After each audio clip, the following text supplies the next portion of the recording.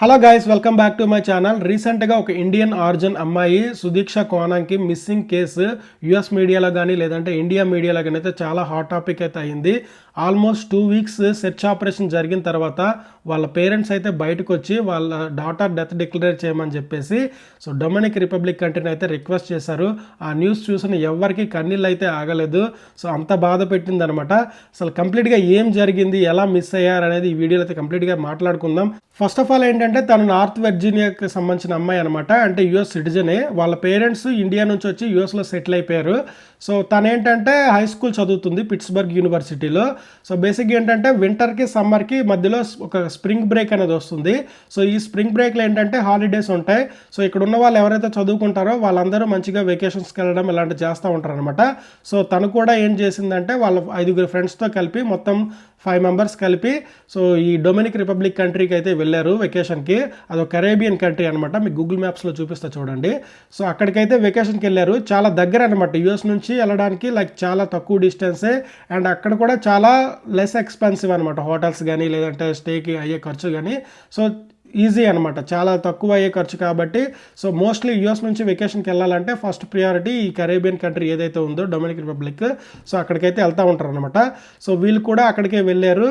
And వెళ్ళిన తర్వాత ఏంటంటే ఒక 3 డేస్ వరకు బాగానే ఎంజాయ్ చేశారు. అండ్ వాళ్ళకి కొత్తగా ఫ్రెండ్స్ కూడా అక్కడ పరిచయం అయ్యారు. బట్ వాళ్ళు ఏదైతే హోటల్ ఉన్నారో వాళ్ళకి ఏంటంటే మార్చ్ 6th రోజు మిడ్ నైట్ పవర్ కట్ అయిందనమాట. ఎగ్జాక్ట్లీ ఎర్లీ మార్నింగ్ 4 o'clock ఆ టైంలో అనమాట. పవర్ కట్ అయిందని చెప్పేసి వాళ్ళు దానికి మనకి హోటల్కి ఆనుకునే బీచ్ ఉంటుంది అనమాట. ఓకేనా. ఆ బీచ్కి అయితే వెళ్ళారనమాట ఎర్లీ మార్నింగ్ 4 o'clock. అది క్లియర్గా కెమెరాలో అయితే రికార్డ్ అయింది సీసీటీవీ ఫుటేజ్లో. ఎర్లీ మార్నింగ్ 4 o'clockకి అది మీకు ఇక్కడ ప్లే చేస్తా చూడండి. అక్కడికి వెళ్ళిన తర్వాత ఏంటంటే చాలాసేపు వరకు ఆల్మోస్ట్ ఒక 1 hour వరకు అయితే ఎంజాయ్ చేసిన తర్వాత వాళ్ళతో ఉన్న ఫ్రెండ్స్ ఎవరైతే ఉన్నారో వాళ్ళు మళ్ళీ హోటల్స్కి అయితే బ్యాక్ వచ్చేసారు. బట్ ఈ అమ్మాయి అండ్ వీళ్ళతో పరిచయమైన ఒక అబ్బాయి పేరు వచ్చేసి జోసెఫ్ రిబ్ అని చెప్పేసి వీళ్ళిద్దరు మాత్రం అక్కడ ఉండిపోయారు. లైక్ సన్ రైజ్ ఎంజాయ్ చేద్దామని బీచ్లో కొంచెంసేపు కూర్చుందామని చెప్పేసి వాళ్ళిద్దరు అక్కడ ఉండిపోయి మిగతా వాళ్ళు మాత్రం హోటల్కి అయితే వచ్చేసారు. అది ఏమైంది అంటే ఎర్లీ మార్నింగ్ ఒక 8:30, 9 ఆ టైంలో ఏంటంటే ఆ అబ్బాయి అయితే మెలకు వచ్చిన తర్వాత ఆ అబ్బాయి అయితే హోటల్కి అయితే వచ్చేసాడు. అది కూడా రికార్డ్ అయింది. బట్ ఆ టైంలో అమ్మాయి అయితే రాలేదనమాట. ఆ టైంలోనే తను మిస్ అవ్వడం అయితే జరిగింది. అతను హోటల్కి వచ్చిన తర్వాత ఆ అమ్మాయి అయితే కనిపించకుండా పోయింది. వెంటనే అయితే వాళ్ళు పోలీసులకి అయితే రిపోర్ట్ చేశారు. అండ్ పోలీసులు అయితే వెంటనే సెర్చ్ ఆపరేషన్ అయితే స్టార్ట్ చేశారు. అండ్ హెలికాప్టర్తో మొత్తం బీచ్ అంతా గాలించారు. And drones ఎగరేశారు. చాలా వరకు అయితే ట్రై చేశారు తను వెతకడానికి. బట్ ఆల్మోస్ట్ 2 వీక్స్ అయినా సరే కంప్లీట్గా తన ఆచూకీ అయితే దొరకలేదు. అసలు ఏం జరిగిందో కూడా ఎవరికి అర్థం కానంత సిచ్యువేషన్ అయితే అయిపోయింది. ఈ అబ్బాయి కూడా చాలా వరకు చెప్తున్నది ప్రకారం ఏంటి అంటే బేసిక్గా బీచ్కి వెళ్ళిన టైంకి వీళ్ళు కొంచెం లైట్గా డ్రింక్ చేసి అయితే ఉన్నారు. అండ్ అమ్మాయిలు ఎప్పుడైతే వెనక్కి వచ్చేసారో ఆ టైంలోనే వీళ్ళు ఏంటంటే కొంచెం బీచ్ లోపుకి అయితే వెళ్ళారు. ఈ అబ్బాయి అయితే 2 reasons చెప్తున్నాడు యాక్చువల్లీ. ఓకేనా. ఎందుకంటే తను కాన్షియస్లో కూడా లేడు. తను కూడా డ్రింక్ చేసి ఉన్నాడు కాబట్టి డ్రింక్ చేసే టైంలో అంత కాన్షియస్గా ఉండరు కదా. అందుకనే తను కూడా కాన్షియస్లో లేడనమాట. ఓకేనా. కొంచెం బీచ్ లోపలికి వెళ్ళిన తర్వాత ఒక పెద్ద అలలు వచ్చిన తర్వాత ఆ అమ్మాయిని అయితే కొంచెం ఈ అలలు అయితే లోపలికి తీసుకెళ్ళిపోయి అని అయితే చెప్తున్నాడు. అంటే అతను కూడా వెళ్ళి తను రెస్క్యూ చేయడానికి అయితే వెళ్ళాడు అని చెప్పాడు. అండ్ ఆ అమ్మాయిని కూడా సేవ్ చేసి అయితే బయటికి తీసుకొచ్చిన తర్వాత ఈ అబ్బాయి డ్రింక్ చేసి ఉన్నాడు కాబట్టి వెంటనే లైక్ ఆ సాల్ట్ వాటర్, సీ వాటర్ అన్నీ తను కూడా తాగేశాడు కాబట్టి వెంటనే లైక్ వామిటింగ్స్ ఇవన్నీ అయిపోయి వెంటనే అన్కాన్షియస్ అయిపోయాడు అనమాట. వెంటనే పడిపోయాను అని చెప్పాడనమాట. ఇది ఫస్ట్ థింగ్ చెప్పింది. అమ్మాయిని కూడా అడిగాడంట. ఓకేనా. ఫస్ట్ టైం ఏదైతే చెప్పాడో ఆ ప్రాసెస్లోనే వెంటనే అమ్మాయిని కూడా అడిగాడంట, ఎలా ఉంది ఇప్పుడు, బాగానే ఉన్నావా అని చెప్పి అడిగాడంట. బట్ అమ్మాయి రెస్పాన్స్ ఇచ్చేంత వరకు కూడా తన కాన్షియస్లో లేకపోవడం తర్వాత వెంటనే అక్కడ స్పృహ తప్పి పడిపోయాడు అని చెప్పి అంటున్నాడు. అండ్ కొద్దిసేపు తర్వాత మళ్ళీ ఇంకోటి చెప్పాడు ఏంటంటే తనకు మళ్ళీ గుర్తొచ్చింది. అమ్మాయి అయితే నిల్చొని బీచ్లో మళ్ళీ ఒడ్డుకి వెళ్ళిపోయి తనైతే మళ్ళీ నాకు కనిపించలేదు, వెంటనే నేను పడిపోయాను అని చెప్పి మనోడు రెండో మాట కూడా చెప్తున్నాడు. ఇట్లా 2 words అయితే చెప్పాడు.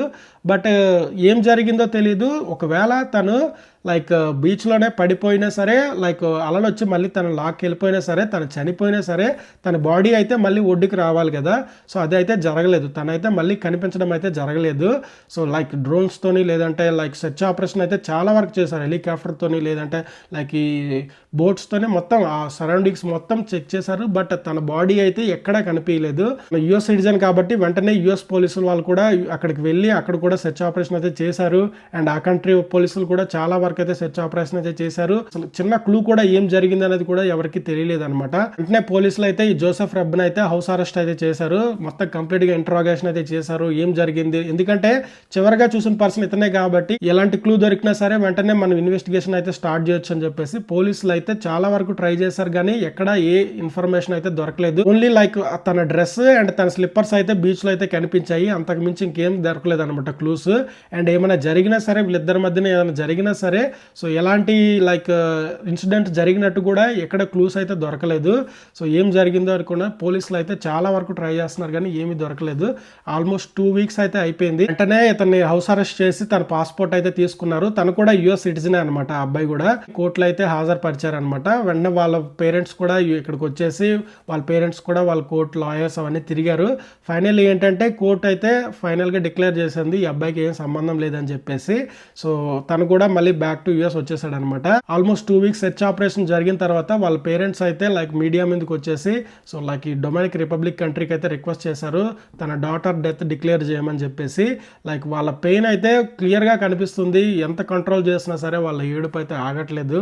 సో అంత బాధ పెట్టింది అనమాట. చాలా మందికి యుఎస్లో ఉన్న వాళ్ళకి కానీ లేదంటే ఇండియాలో ఉన్న వాళ్ళకి కానీ ఈ న్యూస్ అయితే చాలా వరకు అయితే కలిసివేసింది. ఎందుకంటే అప్పటి వరకు పెంచి పెద్ద చేసిన కూతురు సడన్ గా కళ్ళ ముందు లేదు అన్న సంగతి ఎవరు ఏ పేరెంట్స్ డైజెస్ట్ చేసుకోలేరు. సో చాలా వరకు యాంగిల్స్ లో ఆలోచిస్తున్నారు అనమాట పోలీసులు. ఇలాంటి న్యూసే లైక్ 2005లో కూడా ఒక అమ్మాయి ఇలానే సేమ్ అదే ప్లేస్కి వెళ్ళేసి సో అక్కడ కనిపించకుండా పోయింది అనమాట. చాలా వరకు సెర్చ్ చేశారు. ఆల్మోస్ట్ 7 years అయితే తన సెర్చ్ ఆపరేషన్ అయితే జరిగింది, అయినా సరే తన ఆచూకీ అయితే దొరకలేదు. ఆల్మోస్ట్ లైక్ 7 years తర్వాత అంటే లైక్ ఒక అబ్బాయిని అయితే పట్టుకున్నారు, అతన్ని యుఎస్ కూడా రప్పించి సో తనకి ఇంటరాగేషన్ చేసిన తర్వాత కూడా సో ఆ అమ్మాయి సంగతి అయితే తెలియలేదు. సో సేమ్ అదే టైప్ కేస్ కాబట్టి ఇది కూడా maybe like same as it is అనవచ్చు. సో అలా ఏమి కూడా చనిపోయి ఉండొచ్చేమో అని చెప్పేసి అయితే పోలీసులు అనుకుంటున్నారు. బట్ ఏమైందో అనేది మనకి ఎగ్జాక్ట్గా తెలియలేదు. మేబీ లైక్ తను బతికే ఉండాలని చెప్పేసి మళ్ళీ తిరిగి రావాలని చెప్పేసి అందరం కోరుకుందాం, ఓకేనా. వాళ్ళ పేరెంట్స్కి మనం ఇంతకంటే మంచి ఇంకేం చేయలేము. సో దీని నుంచి మనం ఏం నేర్చుకోవాలంటే మనం ఏదైనా కొత్త ప్లేస్కి వెళ్ళినప్పుడు అలాంటిది కొత్త కంట్రీకి వెళ్ళినప్పుడు కొత్త పర్సన్స్ని పరిచయం అయినప్పుడు అంత ఈజీగా నమ్మకూడదు. ఎందుకంటే లైక్ వాళ్ళు ఎలాంటి వాళ్ళు వాళ్ళ బిహేవియర్స్ ఏంటనేది మనం ఎస్టిమేట్ కూడా చేయలేమన్నమాట. సో ఓకేనా. ఎందుకంటే మనం ఇది ఇక్కడనే కాదు, యుఎస్లోనే కాదు, ఇండియాలోనే కాదు, ఇండియాలో కూడా చాలా వరకు బీచ్కి వెళ్ళేసి చాలామంది సో ఈ అలల దగ్గర కొట్టుకుపోయి చనిపోయిన వాళ్ళు కూడా చాలామంది ఉన్నారు. బట్ ఏంటంటే మనం ఎప్పుడైనా సరే అక్కడికి కొత్త ప్లేస్కి వెళ్ళినప్పుడు ఇంట్లో మనకి పేరెంట్స్ ఉన్నారు, వాళ్ళు మన కోసం ఎదురు చూస్తూ ఉంటారన్న సంగతి అయితే మర్చిపోవద్దు. సో లైక్ ఫ్రెండ్స్తో ఎక్కువ మంది వెళ్ళేటప్పుడు ఏంటంటే చిన్న చిన్న గొడవలు పడతారు, అలా అని చెప్పేసి మన హోటల్స్ నుంచి లేదంటే బయటికి వచ్చేసి తిరుగుతూ ఉంటారు. సో అలాంటప్పుడు కూడా చాలా జాగ్రత్తగా అయితే ఉండండి. సో మనం ఎంతైనా సరే చిన్న చిన్న దానికి గొడవలు పెట్టుకొని ఫ్రెండ్స్తో అయితే విడిపోవద్దు. సో ఎప్పుడు కలిసే ఉండండి, అంటిల్ మీరు ఇంటికి వచ్చేంత వరకు అయినా కలిసి ఉండండి అట్లీస్ట్. సో ఇది గైస్ వీడియో, నాకు తెలిసిన ఇన్ఫర్మేషన్ అంతా పెట్టాను. సో ఏదైనా మిస్ అయ్యి ఉంటే కింద కామెంట్ సెక్షన్లో పెట్టండి. ఇంకొక వీడియోలో మళ్ళీ కలుసుకుందాం. Thank you so much for watching. Bye bye.